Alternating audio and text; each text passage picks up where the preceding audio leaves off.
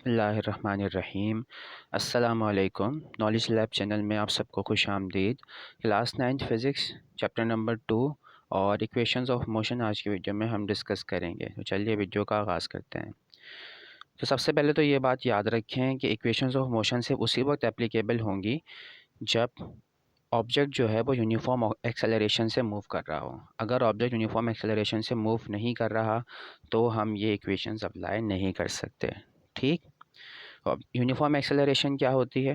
Uniform acceleration जो है वो जब ऑब्जेक्ट की जो वेलोसिटी है उसमें जो चेंज आ रहा है वो हर बार हर टाइम इंटरवल में एक जैसा चेंज आना चाहिए, तभी जब है एक्सेलरेशन जो है वो यूनिफॉर्म होगी, अदरवाइज़ यूनिफॉर्म नहीं होगी।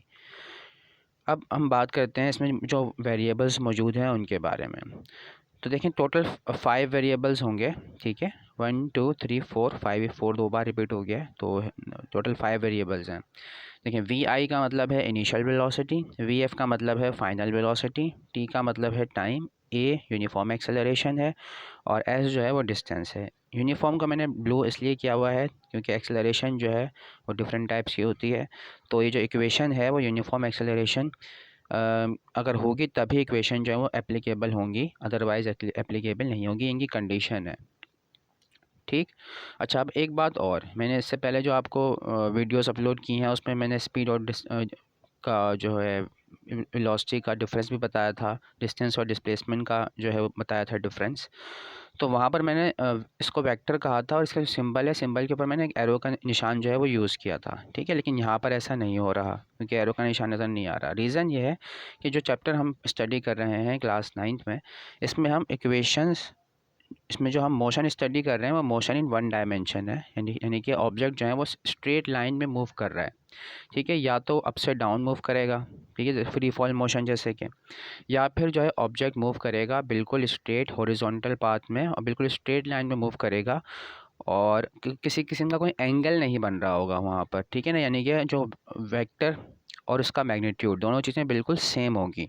तो यही वजह है कि हम स्पीड और वेलोसिटी को जो है इंटरचेंजेबली यूज़ कर सकते हैं, एक दूसरे की जगह यूज़ कर सकते हैं। सिमिलरली एस जो यहाँ पर है इसको भी मैं डिस्टेंस भी कह सकता हूँ और डिस्प्लेसमेंट भी, क्योंकि ऑब्जेक्ट स्ट्रेट लाइन में जो है मूव कर रहा है तो उस कंडीशन में डिस्टेंस और डिस्प्लेसमेंट दोनों बराबर होते हैं। ठीक है, तो अब फर्स्ट इक्वेशन ऑफ मोशन की अगर बात करें तो इसमें देखें यानी तीनों इक्वेशन में 4 वेरिएबल आपको नज़र आएंगे और एक जो है वो डिसअपेयर हो जाएगा। तो पहली इक्वेशन में देखें आपको क्या चीज़ जो है वो डिसअपेयर नज़र आ रही है। तो वी एफ है, फाइनल वेलोसिटी है, इनिशियल वेलोसिटी है, एक्सेलरेशन और टाइम। डिस्टेंस यहाँ पे या डिस्प्लेसमेंट यहाँ पे मौजूद नहीं है, देखें फर्स्ट इक्वेशन में। सेकंड इक्वेशन के अंदर आपको फाइनल वेलोसिटी मिसिंग नज़र आएगी। तो S is equal to we I T plus half A T square. तो एस यहाँ पे डिस्टेंस या डिस्प्लेसमेंट, वी आई स्पीड या वेलोसिटी, टी टाइम है, ए एक्सेलरेशन है और ये टी भी दोबारा से टाइम आ गया यहाँ पर। थर्ड इक्वेशन में आपको टाइम नज़र नहीं आएगा, देखें 2as is equal to V F square minus we I square, T यहाँ पे एब्सेंट है। तो पहली इक्वेशन में s नहीं है, दूसरी में फाइनल वेलोसिटी नहीं है और तीसरी के अंदर जो है वो टाइम मौजूद नहीं है। बाकी 4 वेरिएबल जो है इनका जो रिलेशनशिप बन रहा है उससे इक्वेशन ऑफ मोशन जो है वो बन रही होती है। ठीक है, तो वन बाय वन इनके डेरिवेशन देखते हैं हम कि कौन सी इक्वेशन किस तरह से ड्राइव होगी। तो first equation of motion V F is equal to we I plus A T हमें ड्राइव करना है। ठीक है, तो जब भी कोई डेरिवेशन करते हैं तो सबसे पहले डिस्क्रिप्शन लिखना पड़ती है, नहीं इसमें जो मौजूद वेरिएबल्स हैं उनके बारे में बताना पड़ता है। कोई आइडियल सिचुएशन हम हमेशा जो है कंसिडर करते हैं ताकि ईजीली जो है अपना काम हम कर सकें। तो कंसिडर किया हमने, कंसिडर एन ऑब्जेक्ट, एक ऑब्जेक्ट हमने कंसिडर कर लिया है जो कि मूव कर रहा है इनिशियल वेलोसिटी वी आई के साथ। अब कुछ वक्त बाद, टाइम इंटरवल बाद, टी जिसे हम कह रहे हैं, उसकी वेलोसिटी चेंज होकर हो जाती है वी एफ यानी कि फाइनल वेलोसिटी। अब ऑब्जेक्ट जो है वो यूनिफॉर्म एक्सेलरेशन ए के साथ जो है मूव कर रहा है। ठीक है, ये बात यहाँ पे लाजमी मेंशन करिएगा कि एक्सेलरेशन जो है वो यूनिफॉर्म है। अब उसके बाद देखें चेंज इन वेलोसिटी जो आई है ऑब्जेक्ट में, उसे हम इस तरह से रिप्रेजेंट कर सकते हैं, यानी कि फाइनल माइनस इनिशियल, कि उसकी आखिर में वेलोसिटी कितनी है और पहले कितनी थी, दोनों का डिफरेंस ले लें तो हमें पता चल जाएगा कि उसमें कितनी तब्दीली आई है वेलोसिटी में। अब एक्सेलरेशन जो है वो क्या होती है, change in velocity divided by time interval की, यानी जो वेलोसिटी में चेंज आया है और उसको डिवाइड कर देंगे वो कितने टाइम में वो चेंज आया है तो वो लिख देते हैं। अब चेंज इन वेलोसिटी हमने यहाँ पे देखें डेल्टा वी से लिखा हुआ है और टाइम इंटरवल जो हमने लिया हुआ है टी से और एक्सेलरेशन का सिंबल हमने बताया हुआ है ए। तो सारे सिंबल्स हम यहाँ पे पुट कर देंगे अब। तो देयरफॉर के सिंबल है, तो therefore A is equal to delta V divided by T. अब डेल्टा वी की जगह हम उसकी वैल्यू जो हमने ऊपर बताया है कि चेंज इन वेलोसिटी होता है फाइनल माइनस इनिशियल, तो v F minus we I upon t हो गया। अब जो रिक्वायरमेंट हमारी है उसके मुताबिक हमें काम करना है। रिक्वायरमेंट आपको एक दफ़ा और दिखा देता हूँ मैं। देखें, वी एफ इस तरफ है, अकेला है, वी आई है, प्लस में ए टी लिखा हुआ है, तो इसी फॉर्म में हमें लेकर आना है। तो टी को देखें यहाँ पर ले जाऊँगा मैं ए के साथ, तो ये हो जाएगा A T is equal to V F minus we I. अब ये जो माइनस में वी आई है इसको मैं दूसरी तरफ लेके जा रहा हूँ। क्यों लेके जा रहा हूँ? क्योंकि रिक्वायरमेंट है हमारी, हमें इस फॉर्म में लेकर आना है इक्वेशन को। माइनस में वी आई को मैं दूसरी तरफ ले गया तो ये हो गया प्लस में वी आई। अब ये इक्वेशन हमारी पूरी हो गई है, बस मैंने इसको अब रिवर्स करके यहाँ पे लिख दिया है, यानी कि जो चीज़ें लेफ्ट साइड पे लिखी हैं उन्हें राइट पे लिख दिया है, जो राइट साइड पर है उन्हें लेफ्ट पर लिख दिया है। तो इस तरह से फर्स्ट इक्वेशन ऑफ मोशन बहुत इजीली ड्राइव हो जाती है, और अगर आई ये इक्वेशन तो ये आपको शॉर्ट में ही मिलेगी, लॉन्ग में ये नहीं आती है।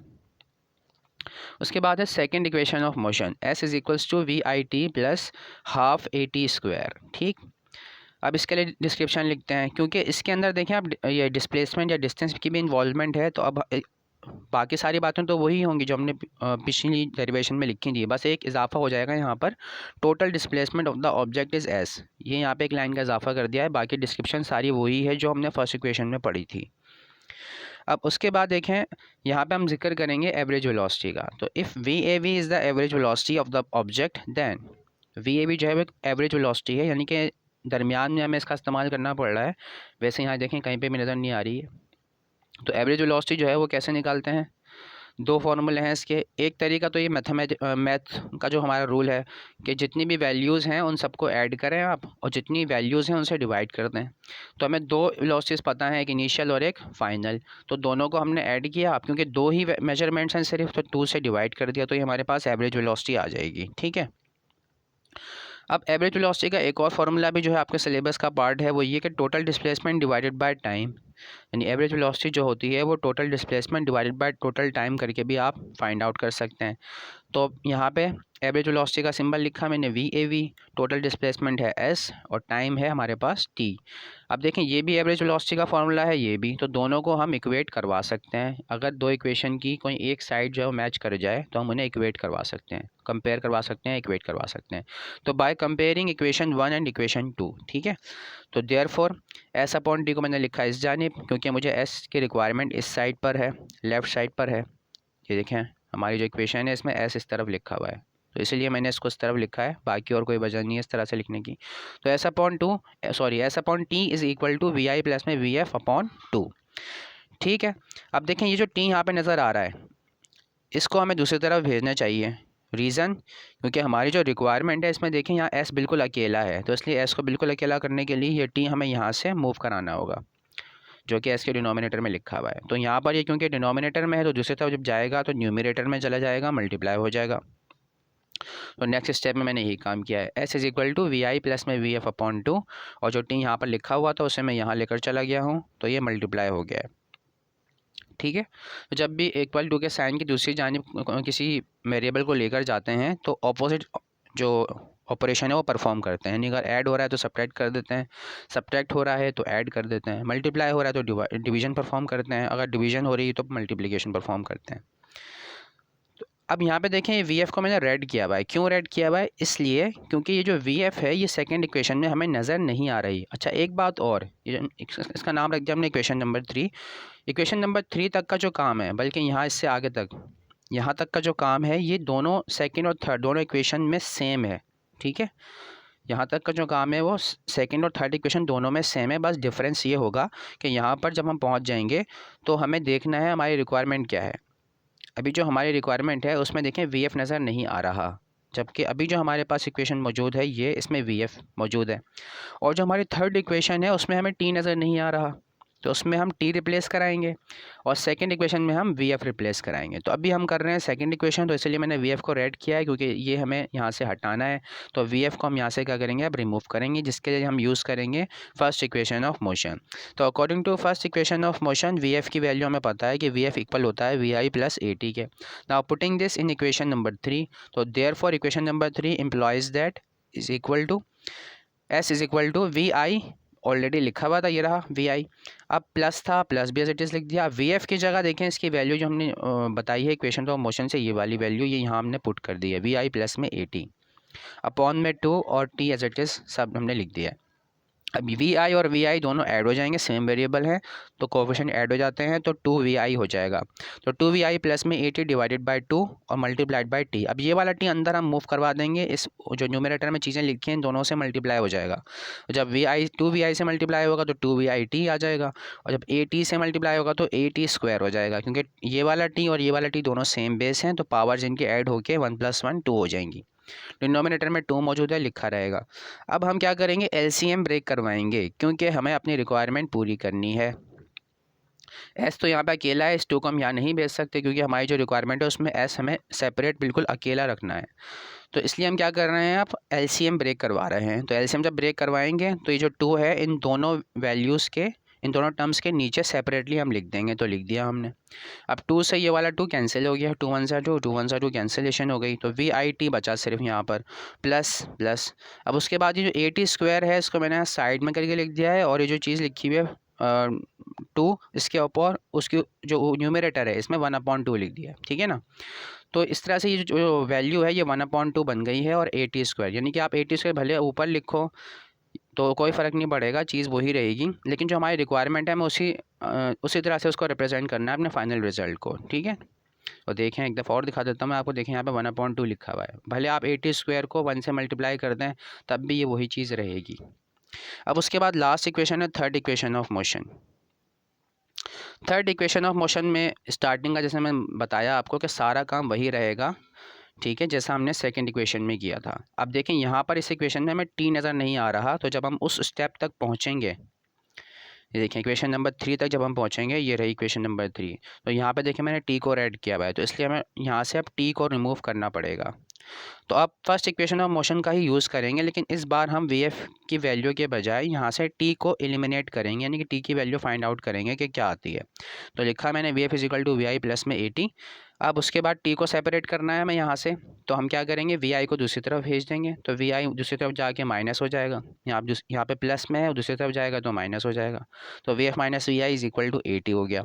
अब ए यहाँ पे मल्टीप्लाई हो रहा है तो दूसरी तरफ जाएगा तो डिनोमिनेटर में चला जाएगा, लिख दिया हमने, और इसको घुमा के भी लिख दिया, यानी कि टी को जो है हमारी रिक्वायरमेंट है उसे हमने लिख दिया लेफ़्ट साइड पर, और जो सारी कैलकुलेशन करने के बाद रिजल्ट आया वो हमने यहाँ पे लिख दिया है V F minus we I upon ए।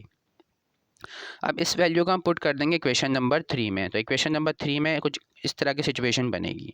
तो एस = वी आई प्लस में वी एफ अपॉन 2, ये देखें ये रहा, और टी की जगह जो है ये वाली वैल्यू मैंने पुट कर दी है ब्रैकेट में v F minus we I upon 2। अब यहाँ पर जो है 2 को ए से मल्टीप्लाई कर दिया मैं, 2a आ गया, ऊपर वाली जो दोनों टर्म्स हैं उनको हमने ब्रैकेट्स में लिख दिया, ये भी मल्टीप्लाई हो रही है। अब यहाँ पर एक फार्मूला अप्लाई हो रहा है a + b और a - b वाला फार्मूला, ठीक है। ये देखें अगर दोनों टर्म्स सेम हो, देखें वी आई और वी एफ सेम है, सिमिलरली यहाँ पे भी ये वी आई और वी एफ सेम है, और बीच में एक दफ़ा प्लस है एक दफ़ा माइनस है, तो ये फार्मूला अप्लाई हो सकता है। तो सिंस और रेफरेंस दिया है हमने, तो रेफरेंस को आप स्क्वायर ब्रैकेट में जो है वो इनक्लोज करते हैं, और साथ में ये 3 डॉट के जो सिम्बल्स हैं ये यूज़ करते हैं। तो a + b × a - b = a² minus में b², तो ये फार्मूला अप्लाई करने वाले हैं। ये वाली फॉर्म हमारे पास बनी हुई है, इसको हम चेंज कर देंगे इस फॉर्म में a² माइनस b² वाली फॉर्म में, ठीक है। तो अब ये स्क्वायर वाला माइनस वाला जो ब्रैकेट है इसमें देखिए वी एफ पहले लिखा हुआ है, तो नेगेटिव में जो है वो मैटर करता है ऑर्डर, जबकि पॉजिटिव में ऑर्डर मैटर नहीं करता, ठीक है ना। तो हमें ये वाला ऑर्डर फॉलो करना चाहिए। तो वी एफ में मैंने पहले लिखा है वी एफ का स्क्वायर माइनस में वी आई का स्क्वायर, यानी अगर आपने इसको ऐसे लिख दिया वी आई का स्क्वायर माइनस वी एफ का स्क्वायर तो गलत हो जाएगा, ठीक है। तो वी एफ स्क्वायर माइनस में वी आई स्क्वायर हमें अप्लाई किया डिवाइडेड बाई 2a। अब ये 2a जो है हमारी रिक्वायरमेंट में ये एस के साथ लिखा हुआ था, वहाँ पर पीछे जब आप देखेंगे थर्ड इक्वेशन ऑफ मोशन में, एक बार दिखा देता हूँ मैं आपको, ये देखें 2a जो है वो एस के साथ लिखा हुआ है, तो इसलिए मैंने इसको वहाँ पर मूव करवा दिया है। तो 2as = we F square minus में वी आई स्क्वायर। तो इस तरह से थर्ड इक्वेशन ऑफ मोशन भी हमारी ड्राइव हो गई है। और दोबारा बता दूं मैं आपको, ये इक्वेशन उसी वक्त एप्लीकेबल होती हैं जब ऑब्जेक्ट यूनिफॉर्म एक्सेलरेशन से मूव कर रहा हो, ठीक है। तो आज की वीडियो में इतना ही जनाब, थैंक यू सो मच, अपना ख्याल रखें, अल्लाह हाफ़िज़।